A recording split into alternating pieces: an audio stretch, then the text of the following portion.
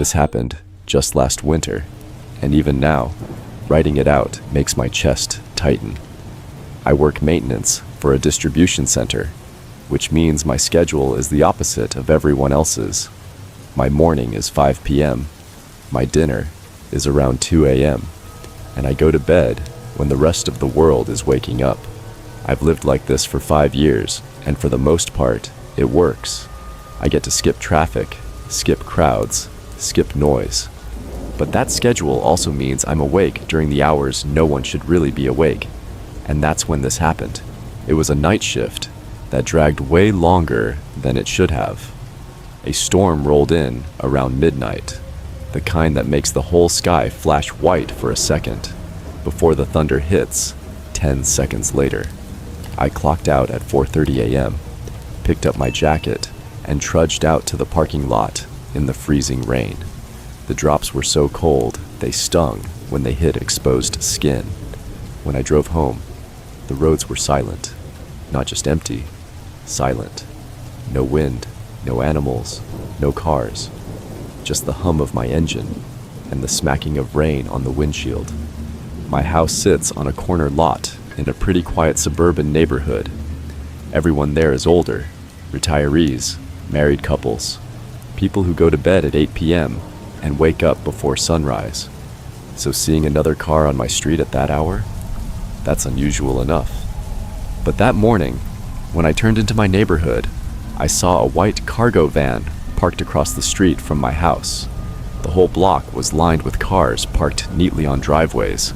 Nobody uses the street side parking here unless they're visiting. And visitors don't show up at 4:45 in the morning in the freezing rain. The van had no logos, no rust, no stickers, completely blank. The windows were tinted darker than any normal van should legally be, and all the lights were off. I slowed down as I passed it, partly because something felt off, partly because I wanted to see if anyone was inside, but the rain made everything hard to see. I pulled into my driveway and sat there with my hands on the wheel, staring at it through the rear view. No movement, nothing. I eventually told myself it was nothing. Maybe someone in the neighborhood was moving, had a cleaning service, had construction coming. I went inside, changed clothes, microwaved a burrito, and I remember peeking through the blinds, maybe 15 minutes later. The van was gone. I let out a sigh. I didn't realize I'd been holding and went to bed. The next night, same shift, same storm still brewing. I was exhausted and sore, and I remember thinking all I wanted was to collapse into bed when I got home. But as I turned onto my street again, the white van was back. Same spot, same position, same time of morning. This time, I slowed down even more as I passed it. The rain had thinned enough that I could see a little better, and I swear on everything, I saw the silhouette of someone in the driver's seat. Not moving, not turning, just sitting. I pulled into my driveway and sat there, engine still running, listening to the wipers squeak. My heart was beating too fast for something so small. I told myself, maybe a repair company was doing early morning jobs. Maybe it was deliveries. But even lying to myself didn't work this time. Eventually, I got out, hurried inside the house, and locked the door behind me. When I checked again, an hour later, the van was gone. The third night was my night off. I kept my sleep schedule, so I woke up around 6 p.m., made dinner, watched some YouTube, and when the storm picked up again, I decided to go for a walk. I do that a lot. Headphones in, hoodie on, just walking laps around the neighborhood, pretending I'm getting healthy. I walked past dozens of houses, all quiet, lights off, normal. When I got back home, after a good 40 minutes walking around the entire area, the white van was suddenly parked right in front of my house again. I froze at the corner. It wasn't there when I left. There'd been no sound of an engine, no headlights flashing, nothing. The van had appeared silently. My heart thumped hard in my chest. The rain made everything glossy, and the streetlights kept flickering. My house looked small and dim behind the van. Something in me said, check it. Not out of bravery, more like the same morbid curiosity humans get when they hear a noise in the attic. So I walked up to the passenger side window, put my hand up like a visor to block the glare, and leaned in. Empty. Completely empty. No coffee cups, no tools, no trash on the floor. Nothing indicating a normal person used it. Like a vehicle staged for a surveillance operation, or waiting. I hurried inside, dripping water on the entry rug. The first thing I did was grab my phone, and that's when I saw a notification. Motion detected. Living room camera. 5:07 p.m., but I had left at 5:03, which meant something moved inside my house 4 minutes after I walked out the door. Hands shaking, I opened the app. A 30-second clip loaded. For the first 25 seconds, nothing. Empty room. Rain tapping the windows. The light of the storm flashing faintly. Then, in the last 3 seconds, something passed in front of the camera. Fast, low to the ground, only catching a slice of the frame. It looked like a person ducking quickly out of sight. My whole body went numb. That room was 10 feet from where I was currently standing, and I had walked right into the house without checking anything. I grabbed the nearest object, a heavy umbrella, and backed into the hallway. My breathing was shaking too loud in my ears. After a long minute, I took a risk, sprinted out the front door, and ran across the lawn into the trees behind my house. Rain drenched my hoodie instantly. I kept running until the house was barely visible between branches. Then I stopped and crouched, and just listened. At first, nothing, just rain. Then, footsteps inside my house, slow, deliberate, pacing the upstairs hallway. I never once looked back. I stayed hidden until I heard sirens. When police arrived, the van was gone again. But this time, I had done something smart the previous day. I had taken a photo of the license plate when the van showed up the second night. I gave it to them. 3 hours later, they found the driver, a man in his 30s, soaking wet, sitting alone in the same van 2 towns over. They arrested him on the spot, and what they found in the back of the van still makes me sick. Stacks of printed photos, all of my house, taken from just outside the windows, night after night. Photos of me eating, me sleeping on the couch, me walking upstairs. Even worse. There were pages of notes, dates, times, photos of the keyholes, descriptions of where my cameras were placed, and one line circled twice. He leaves between 5 and 5:10 every night. Entry window, 5:03 to 5:07. My breathing stopped when the officer said that time. That was the exact window when my motion alert had triggered. They don't know how he got inside. No forced entry. No broken locks. No exposed windows. He had somehow been in my house before. Probably multiple times. Long before the camera caught the top of his head. They said I was lucky if I had stayed inside 1 minute longer. If I had tried to confront the noise. If I had walked upstairs. I don't think I'd be writing this. He's in custody now, probably for a long time. But sometimes, especially on rainy nights like that one, I still look out my window at 5:07 a.m. because part of me can't shake the feeling that the van wasn't his idea, and whatever was in my house that night might not have been him.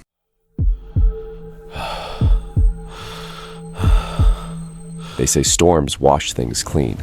That night, the rain only polished the world enough to make what was hiding stand out. My name's Marcus. I drive for a rideshare company on nights when my day job is slow, a few extra bucks paying the bills. I prefer the lonely shifts. You listen to music, cruise through sleeping towns, and sometimes you get someone interesting. Most nights are forgettable. Once in a while, one sticks in your head. This one stuck. It began with the weather. The forecast called for thunder, but what arrived was a wall of rain so thick it turned headlights into halos and made the world seem thin as tissue. I remember the clock on my dash read 1:14 a.m. when I accepted the ping. A pickup 50 minutes away, drop off another 20 beyond that. It was out in the county, the kind of request other drivers skip. I accepted. The app said, the pickup location, Black Willow Turnout, a tiny pull-off halfway down a 2-lane that threaded through cottonwoods and swampy meadowland. The drive there felt endless. My wipers slid, the radio fritzed with static, and the GPS voice kept repeating recalculations like it was tired too. The turnout itself was a huddle of gravel and weeds sited between trees, a place meant for a tired farmer to stop and stretch. When I pulled in and clicked, arrived, there was nothing. No flashlight, no waving arm, just the rain and the dark breathing in the trees. I waited. I texted the rider through the app. A minute later, I saw movement in my rear view. Not the clean silhouette you expect, but a slip of shadow that melted into my back seat as my door opened. The rider climbed in without knocking. He smelled like river mud and old smoke, jacket soaked to black, hair clinging in wet ropes. He was quiet when he said my name. That little confirmation made my stomach flip the wrong way. His voice was soft, flat, almost rehearsed. "Take me to the old picnic turnoff," he said, naming a place my GPS didn't recognize. Not the road to the town, the one beside the collapsed bridge. There was no town that far out, at least not marked on my maps. He insisted, though, not polite, not demanding, just firm. I took the route he asked for, because drivers take weird requests all the time. It was about 20 minutes of deeper dark, low fog, standing water flaring under my high beams, trees leaning in like they were listening. He sat dead center in the back so I could see him in the mirror. His face was in shadow much of the time, but when the lightning flashed, it showed a narrowed mouth, eyes that darted too often. He kept checking the rear window, not at me, but at something behind the car. His fingers tapped a pattern on his knee, staccato, nervous, like someone testing a lock. When a narrow dirt lane split off from the road, I slowed. The storm washed the lane into a ribbon of black. He told me to stop there. He asked me to turn off the engine and said, "I'll walk from here." "No, I can drop you at the highway," I said, though the highway was the way we'd come. He put a hand on the back of my headrest, and for the first time, I thought of how fragile the plastic seemed under his fingers. "Please," he said. There are tiny moments when your brain tries to bargain. I offered to cancel the ride, offered money back, offered to call someone. He only tightened his jaw and said he couldn't get a phone signal there. He wanted to go on foot. I parked, and the rain seemed to thicken. He left the car slow, careful steps into a shoulder of reeds. He paused at the edge of the trees and looked back once, like a man measuring distance. In the lightning, it looked like he smiled, but without warmth. Then he turned and dissolved into the trees. I sat in my car and watched the rain smear the place where he'd gone until I could no longer see anything but my own reflection in the glass. After a minute, I told myself I was being dramatic. I turned the key and pulled out, because staying put felt worse than moving. About 3 miles down the road, a pair of lights were slashed across the highway at a distance. Headlights, cutting into the night. I kept my speed steady. Then I felt, more than heard, a thumping at the rear of my vehicle. Not a hit, not the metallic kind, more like something trying to crawl up. My chest tightened. I glanced in the mirror. Nothing. The road behind me was empty as far as I could see. When I checked the camera footage on my dash cam later, there was just rain. I told myself it was the storm. I told myself the rider had walked off, and that was that.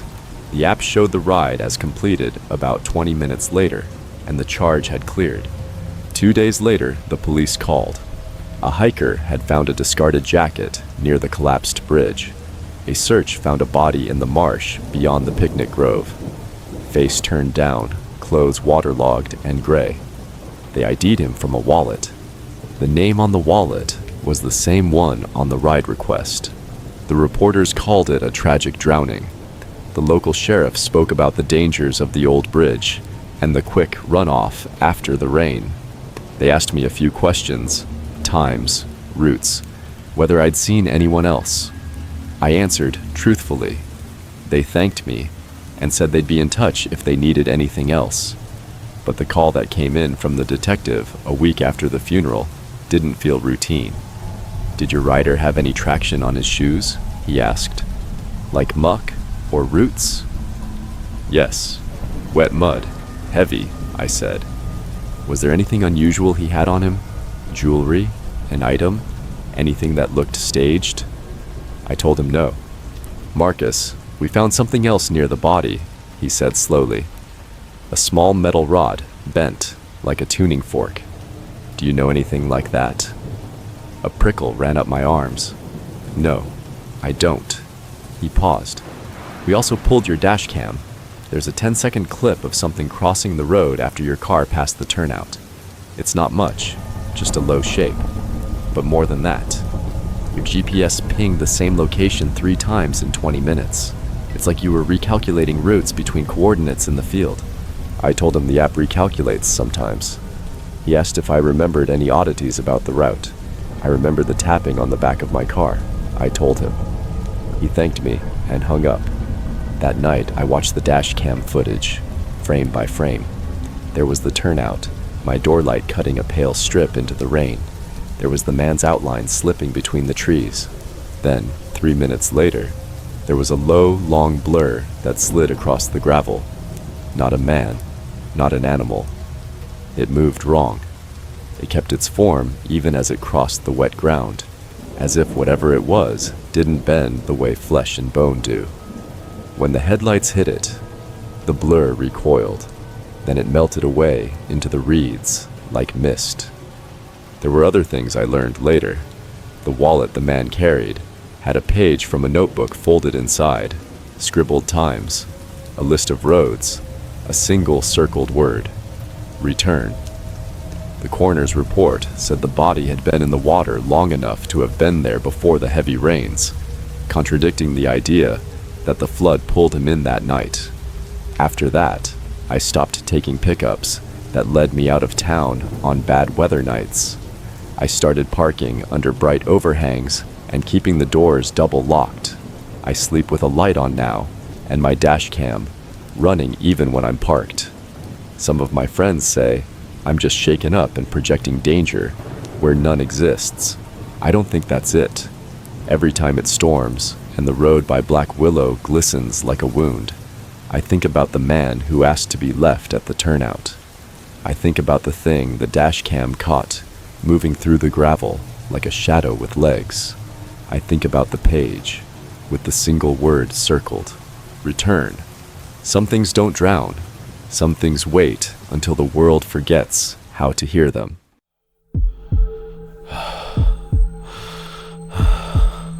I don't think I'll ever understand how a normal weekday turned into the one night I refuse to think about unless someone asks. And even then, sometimes I lie and say nothing happened because the truth is worse. This all took place last spring, early April, when the rain around here felt endless. Sheets of cold water hammered the countryside every day, turning yards into mud pits and gravel driveways into sinking tracks. My job at the time involved a lot of walking between buildings at a rural utility yard. When it rained, it meant hours of slogging around outside and then stepping into overheated rooms. By the end of each shift, my body felt like it had been dragged behind the truck. That day, I clocked out around 6 p.m., exhausted and drenched. The sky was a thick gray smear, the kind that makes the whole world feel damp, even if you're inside. I drove home through the storm, 30 minutes of wipers fighting a losing battle. My house sits at the end of a long dirt driveway that curves through trees before opening into a clearing. Normally, it's peaceful. But when I turned onto the driveway, something immediately bothered me. There were fresh tire tracks cutting through the mud, deeper and wider than mine, heading all the way down toward the house. I slowed. My mind immediately jumped to the mail truck, but the tracks were too wide and too deep. And when I reached the house, there were no packages, no notes, no signs of anyone stopping by. Odd, but not impossible. People sometimes make mistakes on these back roads. I tried shrugging it off. I was too tired to care more than a few seconds. Inside, I peeled off my soaked work clothes, tossed them near the washer, and microwaved leftovers. Rain pattered loudly on the windows, the kind of steady, hypnotic sound that makes you want to pass out on the couch. I streamed a show, scrolled my phone, and let my brain disconnect. It was maybe 7:45 when I thought I heard something at the front of the house. A knock, maybe? Hard to tell over the rain. I muted the TV and stood up. The house creaked normally, the kind of settling it always does, but nothing else. I walked to the foyer and cracked open the door. Rain blasted right into my face. Wind pushed the water sideways. The porch was empty. No one, no footprints. Nothing but puddles. I closed the door quickly before the storm soaked the floor. Probably just the house shifting, or a branch tapping the siding. I went back to the living room and kept watching, but the knock nagged at me, irritating my brain just enough to kill my relaxation. After a while, I got up to use the bathroom. When I came back out, something on the floor caught my eye. A smear of brownish mud on the white tile. Not a big one. Just a little mark, a streak someone's heel would make if they'd walked in from outside. But here's the thing, I don't wear my shoes inside. And even if I did, I hadn't walked through this part of the house. I stared at the mud for a good 10 seconds. It was small. It didn't mean anything. Probably I accidentally dragged my sock across something. Still, something about it made the hair on my arms raise. I wiped it up. Told myself I was being stupid. But as I sat back on the couch, I kept subtly glancing behind me. The layout of my living room leaves the entire first floor spread out behind the couch. With the lights off and only the glow of the TV, it felt like someone could be standing way back in the dining area or near the stairs, and I'd never know. Eventually, the unease got so bad, I switched off the show and went upstairs to my bedroom. A smaller, safer feeling space with a bed in the corner and a small TV mounted to the wall. 20 minutes passed. My heart finally slowed. I actually forgot about the mud for a while. Then I heard something, a sound outside my bedroom door.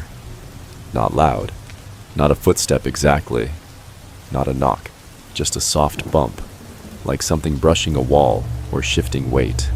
I froze, muted the TV, held my breath. After a few seconds, I moved to the door, put my ear against it, and listened. Nothing. My entire body was telling me not to open that door. But this was my house. If I didn't check, I'd never sleep here again. I opened it. The hallway was empty, pitch quiet, except for rain on the roof. I stood there debating whether to check the upstairs office, a storage junk room I maybe entered once a month. It was at the far end of the hall, door closed like always. But then, the TV downstairs turned on, full volume. The same show I'd been watching earlier blasted through the house so loud it echoed up the stairs. My heart practically slammed itself against my ribs. I ran down, nearly slipping on the last step, expecting, I don't know, someone standing by the couch. But the living room was empty. Only the flickering TV cast any light. I turned it off manually because the remote was, I didn't know where. I rarely lost it, but I hadn't seen it since dismissing the show earlier. I assumed I misplaced it. At this point, I grabbed a kitchen knife. Not a huge one, but big enough. Then I cleared the first floor, room by room, trying to be methodical, despite shaking hands. Kitchen, empty. Mudroom, empty. Bathroom, empty. Laundry room, empty. Closet, empty. Nothing. No movement. No creaks. Nothing that proved anyone was here. My brain started telling me I was connecting coincidences. Mud, a bump, a TV malfunction. I was tired. Storms mess with electronics. Houses shift. I was scaring myself. So I went upstairs to check the one last place, the office. I pushed the door open slowly. The room was dim. Boxes stacked lazily, books scattered, an old desk under the window. For a moment, everything looked normal. Then I saw it. The TV remote from downstairs, lying in the middle of the office floor. Rain hammered the window behind me. My mouth went dry. I hadn't been in that room all day, and that remote never leaves the living room. Ever. A bolt of fear shot through me so hard I felt it in my throat. Someone had been in this room. Someone had come up the stairs. Someone had stood right where I was standing now. I backed out, ran down the hallway, grabbed my phone with shaking hands, and bolted outside into the rain as I called the police. The officers arrived within 15 minutes. They found one of the downstairs window locks forced open, muddy impressions on the floor near the pantry, a smudge on the staircase railing, and faint footprints near the back door that the rain hadn't washed out yet. Their conclusion: someone came earlier in the day, the same time those mystery tire tracks appeared. They likely came to knock and see if I was home. When I didn't answer, they left, only to return later and break in. They were inside my house before I got home. They watched me walk around. They stayed silent while I ate, while I watched TV, while I walked past rooms thinking they were empty. When I went upstairs, they likely moved into the office and grabbed the remote to manipulate the living room TV, to lure me downstairs so they could slip past me. And that's exactly what happened. They escaped while my back was turned, slipping out into the rain. Nothing was stolen. Not a single drawer was open. No valuables missing. Which means they didn't come for my things. They came for me. And the worst part? The officers can't tell me if this was their first time in the house, or just the first time they got sloppy enough to leave evidence. Some nights, when rain hits the windows just right, I swear I hear a floorboard creak or a soft bump in the hallway. And that's when I remember. The things that scare us aren't always strangers outside in the dark. Sometimes they're the ones who were already inside.